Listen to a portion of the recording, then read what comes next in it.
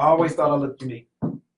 Long locks, brown eyes, caramel complected, noticeable bow-legged, and I'm 6 feet. Okay, maybe I'm closer to 5'10" when I'm not wearing Timbs, but then I speak. Mastered 2 languages, English and Ebonics, because even though I graduated from college, I learned like lessons in the streets in lesson 1, because apparently there's a whole lot of criminals that look like me. I mean, at first I didn't want to believe it, but then I figured it had to be. Otherwise, why, when I ride down the road at night, I end up being pulled over on its side, pulling out my license for the officer to see? Obviously, I fit the description. And the officer must get this some secret lawman encryption, because when I ask him exactly what is the description, the answer is something that never seems to get mentioned. So now between me and that officer, there's growing tension, because surely his reason was legitimate for pulling me over. Checking my license and registration, using the CB on his shoulder, and the more times that pass, the more questions he asks. So my frustration starts to get bolder. Son, where are you coming from? Where are you headed? So when I ask him why it is that it really pulled me over, he looks back as if to say, look, I done already told you, you fit the description. Y'all listen. I have a black SUV with tinted windows that are somehow difficult to see through. And what's crazy to me is that it's amazing to see that apparently a lot of criminals drive that exact same vehicle too. I mean, it's true. Because it never fails that when I'm driving down the street, I end up hearing sirens wail and seeing flashing shades of blue. And the officer's trying to convince me that the reason I got pulled over was not because I was DWB, but because I was, quote, sitting in a parking lot by myself where there are known drug deals to occur. So he says, sir, that is the reason why I stopped you. So I paused.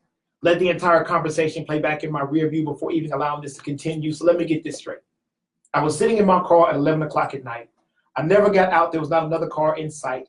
After 10 minutes, I drive 50 feet, turn right, and based off of those actions, you figure I might be selling narcotics. Or is it that you see somebody that looks like me in a black SUV and you figure based off that you need to stop it? Check me in the vehicle for any visible flaws, because then you figure you have probable cause. You'd be surprised how many black folks know both the codes and the laws. So he hands me my license, gives me a warning, and lets me go. And his reaction to my action lets me know the real reason I got pulled over for. It was because I fit the description. Now listen, I don't want you to get the wrong idea and think that I'm angry, because I'm not. And don't think that I'm this upset guy, because my little brother is a cop and he told me about what he thought was a normal traffic stop that almost ended up in him getting fatally shot. So I understand the other side and I get the concern. When there's trouble in your city, that's the first place we turn, but I've also learned that all motorists aren't treated the same.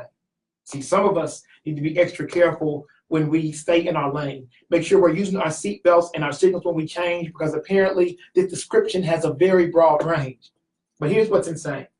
I've actually had some of my black friends say, well, Dichotomy, if your vehicle gets so much attention, then drive something less flashy. Well, if you ask me, I refuse to change how I look or what I drive for somebody else's benefit. Because I live in Atlanta and I see white men driving Cadillacs, Mercedes sitting on chrome, and I guarantee that they're not asking for the police to leave them alone, but somehow when your locks are long and your skin is of a different shade, your actions are going to have a whole lot more attention paid.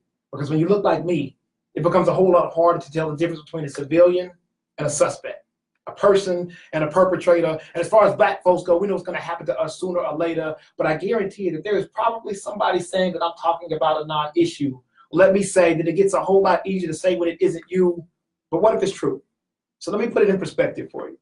What if I took every white cop and I accused them of being racist, and the color of their skin was my only basis? You would say that my actions are both unfair and tasteless, but I'm going to put them on trial, and here's what my case is. They are part of a group that is known to have racists within them, had racial tendencies towards black men, women, and children. And you say it's one and not all, and I should just simply forgive them. But I'm living in a society where I feel like I am the victim, and I'm living in a society where I don't trust the system. So I know I can't take one cop to simply depict them. So I'm not going to say that cop was racist. I'll just say he fit the description.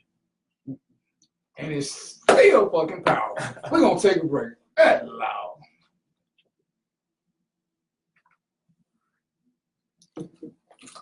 That shit is still the truth. That shit was hot as hell. Yeah.